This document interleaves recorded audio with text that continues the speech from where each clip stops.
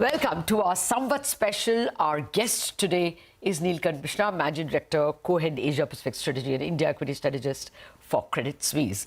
Actually, no one understands economy and policy and markets and their confluence as well as Neelkanth does. So thank you very much, Neelkanth, for joining us. Have a great Samvats 2079 yourself. Thank you, Lata. Thank you for those kind words, and very happy Diwali to you and your team as well. Thank you. Well, Neelkanth, actually, I'm going to ask you a very stale question, perhaps. We know as market anchors, we should not say this time is different. We know as market anchors, we should not say decoupling, because it didn't happen last time. But it looks like that. Our macros are good. Our macros are fine. That's not the case globally. Can you just parse whether we can continue to at least outperform outstandingly? No, I do think that our macros are different. So there are two levels to that. The first is that the recovery from the pandemic is likely better than had been feared. And therefore, the pace at which the economy is operating right now is better than had been expected even 6 months back. The second is that from a medium-term perspective, there are several drivers of growth which did not exist or were much weaker in the previous cycles. So the most important being that the real estate inventory, the dwelling construction cycle is, I think, improving. I think the Indian participation in goods supply chains globally, there is a market share gain. So in electronics, in chemicals, in maybe even in apparel, in auto components. Now, the reason this matters is that even though the global goods supply chain is currently under a lot of stress, the market share gains are helping offset some of the impact even in the near term. And then you have significant improvements in infrastructure. So road freight is a lot easier to move now. And I think these kind of structural shifts matter a lot when you're thinking about the medium-term growth. But I think this bigger picture, are we going to be able to withstand a substantial global slowdown, is something that we should not overdo, in the sense that we will have an impact of the global goods slowdown. We are already seeing that. We will have an impact of the slowdown in capital inflows. Remember that we are still a current account deficit country. So if global capital flows are de-risking, there will be a growth impact on our economy. And also remember that our critical services sector has not yet started to slow down. Remember that US unemployment is still at only 3.5%. And it is reasonable to assume that unemployment there will go up, and that will also be another headwind to the economy. So we need to close our balance of payments deficit. We also will be affected by the interest rates that we have been hiking for the last 4 or 5 months. And so I think the economy will slow from here, right? Okay. The point we make in a note published today is that it is slowing from a much higher level than had been feared, and we should be able to hold on to a 7% growth rate. Okay. Well, I was coming to those questions as well, your numbers. But before that, we have not adequately parsed the global environment, especially its trend over the last couple of weeks. I mean, 4.6% on the US 2-year. If the risk-free rate gives you 4.6, what is the implication for countries like India? So in the near term, this means obviously very bad things, especially if you're a capital importer, that the growth that you can sustain, the level of growth that you can sustain then starts to slow down, because you need capital to sustain that growth. And if your balance of payments goes into a very sharp deficit, there is clearly a headwind to growth. But also remember that the strength of the US dollar, not just because of the higher interest rates, is also a sign of de-risking, that people are much more comfortable holding the dollar than any other currency. And there is also, I would say, a very obvious short covering happening on the dollar. Remember, if you borrow in a currency that you are short that currency. So if several trillion dollars of dollar-based debt that exist on companies and individuals' balance sheets, if they panic and start settling them and not rolling them over, it increases the demand for dollars. So there is a cyclical element to this as well, which hopefully in the next 3 to 6 months, as we get more clarity on how the global macro is shaping up, will hopefully start to settle a bit as well. Okay. Yeah, we are hoping that happens without any accident. UK brought us to the brink of an accident. One hopes policymakers would have learned their lesson and won't let it happen again. But let me come back to the numbers you were mentioning, that you expect GDP to come back to the 7% mark. I did speak to a lot of economists. The RBI is standing at 6.5%, and it is an outlier for FY24. The next best number I have is Morgan Stanley at 6.2, and almost everyone else is a little sub 6.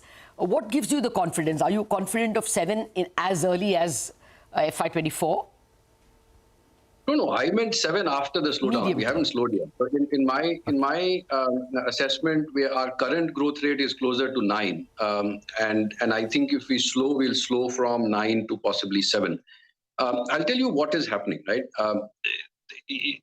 For a forecaster, generally trend is your friend. There is a lot of predictability in how individuals, families, I would say businesses operate, right? So there is a force of habit. There are demographic shifts, like people tend to have babies at a certain age. They tend to retire at a certain age. So there is an element of predictability. And when a trend breaks, so when you see a trend line breaking, the forecasters then get into a lot of uncertainty. There is a challenge in how low are we versus the pre-pandemic path, and also what will be the trend growth after this disruption, right? Okay. Because these disruptions tend to disrupt the trend growth as well. And now I think in September quarter, we should be at a level where the base is not meaningfully distorted. Okay. June quarter June quarter last year was very, very terrifying. Very bad, yeah. But September, even on the CSO's numbers, which on a quarterly basis are actually not very reliable in my view, but on the CSO's numbers, we were about 11% below the pre-pandemic path back in September last year. And that was more or less the level at which they talked about for June 22 as well. Okay. So September should be a quarter where the base is not badly disrupted. So when we looked at a very broad range of indicators, auto sales of various types, rail freight, energy demand, energy demand 3-year CAGR is growing at 7%. Now, there is September 19, if you remember, we had some coal disruptions. Even if you adjust for that, we are well above 4% CAGR on energy demand. And that means the economy is doing well because energy efficiency continues to improve. So I think that the current growth rate is very well higher. Consensus is at 2% CAGR for September quarter. If you do a real measure, and the CSO can keep publishing what they do, but in the markets, people will respond to what companies are doing, and you see banks, right? They're not lending because they are reading the CSO's forecast. They are lending. Their senior management is letting their branch offices lend more because of the data they are seeing. It's so, like Neelkanth, let me stop you there. I take your point entirely that there are problems with the NSO's numbers, and this once I wish that you are right and not the consensus. But I want to drag you back to Samvat and to the markets. How will it mean earnings will pan out? The numbers I read for Nifty EPS is something like 870, 815, 820 thereabouts, which is indicating more a 10-11% EPS growth for FY23. What are your numbers, and what would you look forward to in FY24 in terms of corporate earnings, whatever measure you want to use? If I may say so, I don't think FY23 matters, other than for the market, that is, other than possibly setting a base for FY24. Because remember that when you're buying the market, or at least when I think about or advise people on whether to buy the market or not, you are buying for at least 12 months, right? You're not, there are people who make money on day trading. I don't think I have that skill. So I would rather look at, if I buy Nifty at 17,000, where will I be on price to earnings 1 year out?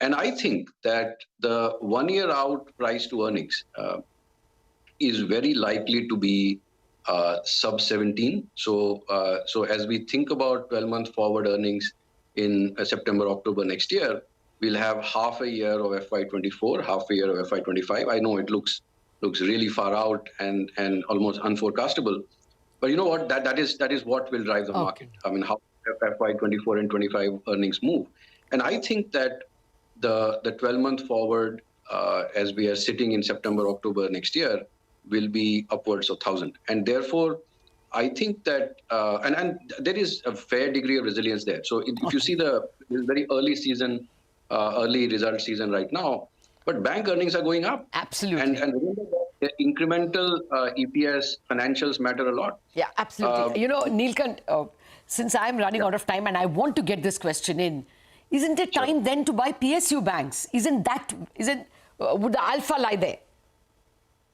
I have some sympathy for that argument. We have been positive PSU banks and overweight PSU banks for a while now, but I'm still apprehensive, and perhaps this is why sometimes age can be a deterrent, of going too far down the quality curve among PSU banks. Okay. So we have a few PSU banks in our in the recommended list, and one in our model portfolio. So no, I think that at least the good quality ones we should definitely consider.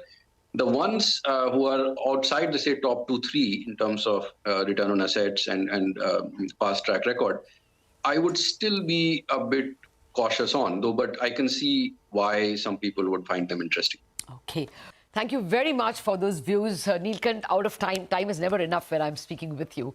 And I do hope that this Samvat and the subsequent Samvats are as bright as you are telling us it will be. We have to take a break, and thereafter another market master joins us, Vetri Subramaniam, the Chief Investment Officer at UTI AMC.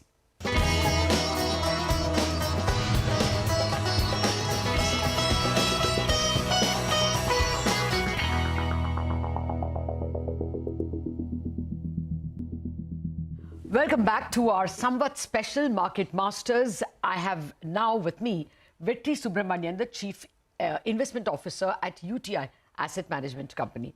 Vetri, thank you very much indeed for joining us. Season's greetings from all of us at CNBC TV 18 to you and yours. Well, let me start with a heavy question. I did a Samvat with with economists. And the general feeling is that the GDP growth for FY24 is going to be south of 6%. I got an average of 5.7, even if the RBI is standing at 6.5. So what is your earnings picture for this year and next? Sure. First of all, Lata, season's greetings to you and the entire CNBC TV 18 family and all the viewers. Wishing all of you a very happy Diwali and a wonderful year ahead. Well, unfortunately, you started on the note of cuts, and yes, GDP growth estimates are getting revised downwards. Most of the estimates we are seeing for 24 are coming in lower than 6%. If we look at the Bloomberg consensus earnings forecast, both for FY23, which is the year ended March 23 and 24 as well, the trajectory has been one of a gentle decline over the last 2 to 3 months. So we've now got FY23 consensus on Bloomberg at about 10 or 11% earnings growth, and 24 at about 15-16% earnings growth. But the trajectory is continuously coming lower. And when we look at a lot of the global commentary, what we are seeing is that the probability of a recession in the US certainly rising. We already know that Europe has literally a severe crisis brewing. China has its own problems. and therefore the whole global picture is looking slightly subdued. Now, funnily enough, global earnings growth and particularly US earnings growth haven't really been cut too much for 23, and given the rising probability of a recession or some sort of a setback in their economy, you should start to see earnings cuts there, and I think some of that will translate into the Indian earnings numbers as well. So there is certainly some downdraft on earnings forecasts at this point of time. Okay. Well, be that as it may, this year we have been outperformers as an index, Nifty, especially in rupee terms. So does that continue? I only mean relative outperformance of the Indian market, simply because we are slightly less connected to global growth. Rival economies like Korea and all, logically should fall more if the US is going to be downgraded in its earnings. You're absolutely right, Lata. We discussed this the last time we spoke as well. We have been outperforming. So there are two ways of looking at this. You could look at the last 1 year of the market return and say, oh, we are down 4 or 5%. Or you could look at how all the other markets have done, which are down 20, 30%, and then realize how much better off you are in a relative sense. Obviously, as people have said, you can't eat a relative outperformance. You can only eat absolute performance. So yes, that is in a sense perhaps slightly disappointing, but yes, there is significant outperformance, and I think it's important to just remember this, right? And in fact, I had some people call me after our last conversation and said, are you talking about decoupling or are you talking about outperformance? And we need to be very clear. We're only talking outperformance. You can't really decouple, because 21% of your GDP is exports of goods and services.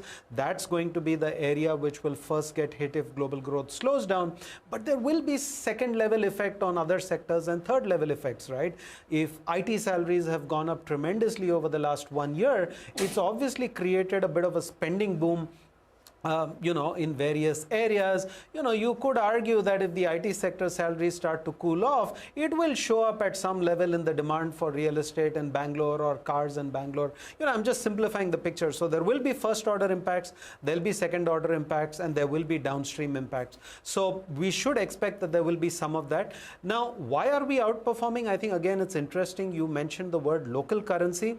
Now, you can be despondent about the Indian currency being down 7% for the year, but when you look at a relative stacking of EMs, we are actually doing very well, right? I mean, in fact, even China's currency is doing worse than us year to date at this point of time. So, we are, as Paul McCulley once famously said, today India can claim to be the cleanest dirty shirt in the laundry. Everybody is in the laundry because your macro variables have been thrown out of gear over the last 2 to 3 years. But among those shirts which are in the laundry and which need cleaning, yours is relatively cleaner. Let me come to, give you a half volley, as it were, something up your alley. Interest rates. Now I can get 7.5% on the 10-year Government of India bond. Yes, deposit rates have not risen, but that should follow, isn't it? In the US, again, the same thing. But 2-year is giving you 4.57. Why would you put your head into equities? Do you see a flows issue primarily for the domestic market, which you handle? Sure, we can look at this 2-3 ways, Lata. I think when you've got short-term yields in the US at 4%, long-term yields, above 4% as well, it's a magnet for capital to say, hey, if we can get this in risk-free bonds in the US, why go elsewhere? And I think there's also a deleveraging that's happening across the world, and that's contributing to dollar strength, because remember, that's the currency in which a lot of global borrowing happens. So when rates spike up like this, people may choose not to roll over their debt, unwind their positions, send capital back from where you borrowed it, and that partly accounts for the strength of the dollar.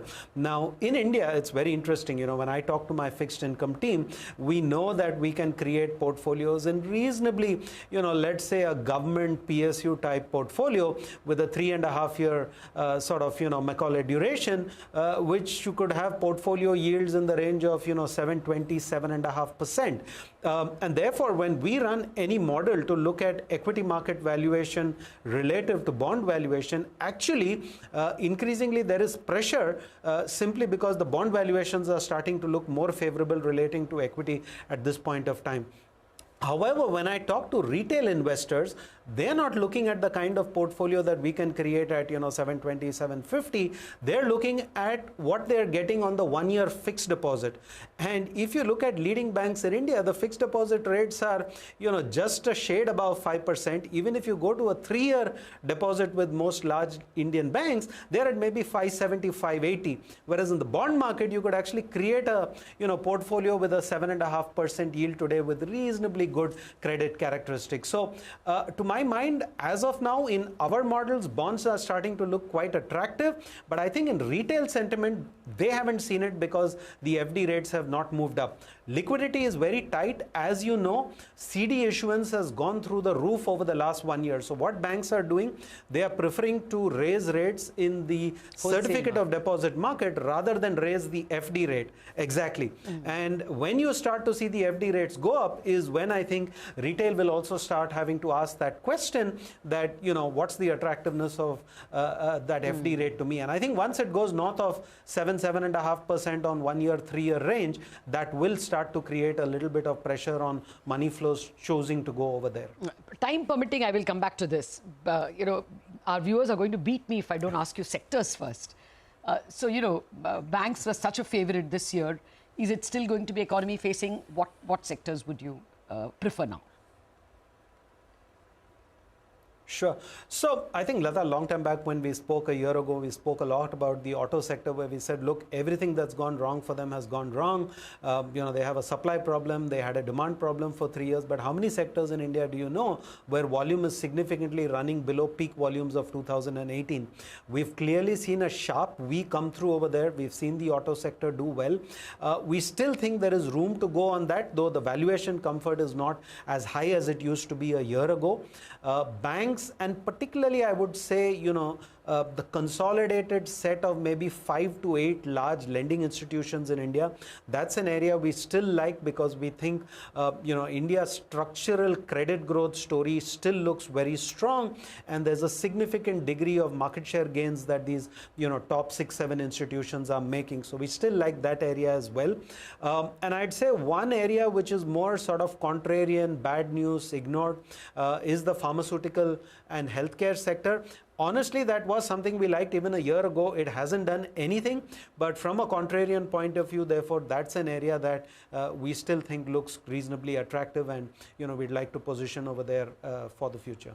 Thank you very much, Vetri, for not just giving us food for thought, but also ending it up with a little bit of medicine for our portfolio in the coming year. Have a great year ahead. Thank you very much for joining us, and all of you viewers, have a great Samvat 2079.